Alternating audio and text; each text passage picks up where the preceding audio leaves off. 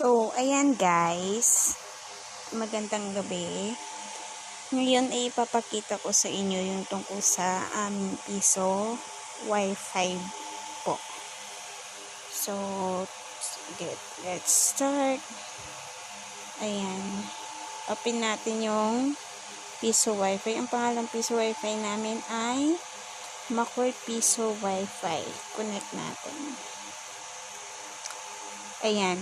Pagka-connect nyo dyan, diretso sa portal. Okay. Pag-open nyo ng portal, guys, makikita nyo yung pangalan ng piso vendo, Wi-Fi rates, tsaka yung promo namin. So, itong banner na to, pwede nyo palitan yung mga banner nyo, lagyan ng pangalan ng piso Wi-Fi ninyo, tsaka pwede nyo ilagay po yung Wi-Fi rates ninyo. So, gaya ng ganito sa amin, ayan po, pinalitan ko.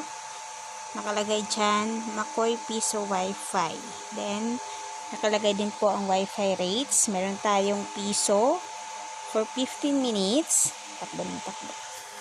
3 for 2 hours. 10 for 4 hours and 30 minutes. 10, 30 for 1 day. 50 for 3 days. 90 for 7 days, 140 for 15 days, and 300 for 31 days. So, meron din kaming promo tuwing Sunday, 10 pesos po, and 1 day unlimited internet po siya. Yan guys. Yan yung mga banner na nilagay ko. Mobile Legend, Battlegrounds, games. Yan. Then, ayan po. So, ngayon guys, papakita ko sa inyo yung kinikita namin araw-araw sa aming piso Wi-Fi. So, punta muna tayo sa admin. Open natin. Dumiretso siya. Dumiretso na siya kasi nakasign in na kanina. So, yan guys, makikita nyo.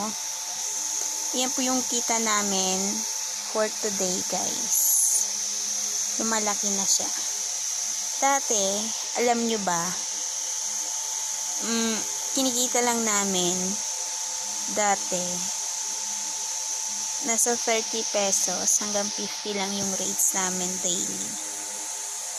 So, papaano ko pala sa inyo guys, kung kailan namin nabili itong piso vendo namin. Binili namin ito noong August 2020. Siguro nasa 3.5 to 4 months na siya na nag-ooperate. So, alam nyo ba, nung umpisa namin nag-open kami ng piso Wi-Fi, namang problema kami kasi konting-kunti lang yung aming kinikita araw-araw. Para sabi ko, para hindi tayo makakabawi sa gastos natin, sa kuryente. So, namang problema kami. Nag-isip kami ng paraan kung paano namin papalakasin. So, sa sunod na mga videos po guys, ipapakita ko sa inyo kung paano anong ginawa namin. So, sa ngayon guys, kami po ay kumikita sa araw-araw ng nasa 100 na siya araw-araw. Malaki yung pinagbago niya compare doon sa nung umpisa pa lang. So, ayan today, kinita namin 344. Ayan. Wi-Fi clients namin nasa 18. Meron diyang ano guys, may 1 month na nag-avail dyan. Meron din yung mga naghulog lang. Ayan, pakita ko sa inyo guys. Ayan sila. Ayan. Malapit na matapos pala yung 1 month na ayan. May 1 month, may oras lang din po guys. Ayan po. Then, ayan, tingnan nyo guys yung aming kita araw-araw. Simula nung nakapag-isip kami kung anong gagawin para mapalakas. Ayan guys.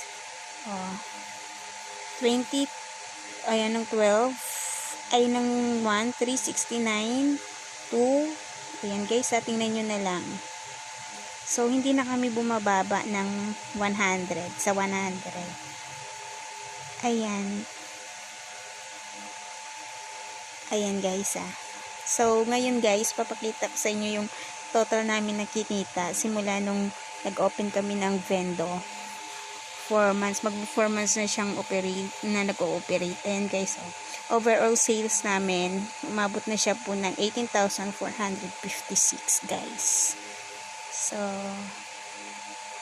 sa sunod po, ipapakita ko sa inyo kung anong ginawa namin para lumakas po yung vendo, para makatulong din po kami, makakuha kayo ng idea kung anong ginawa namin guys. So, sa ngayon po muna. Bye-bye!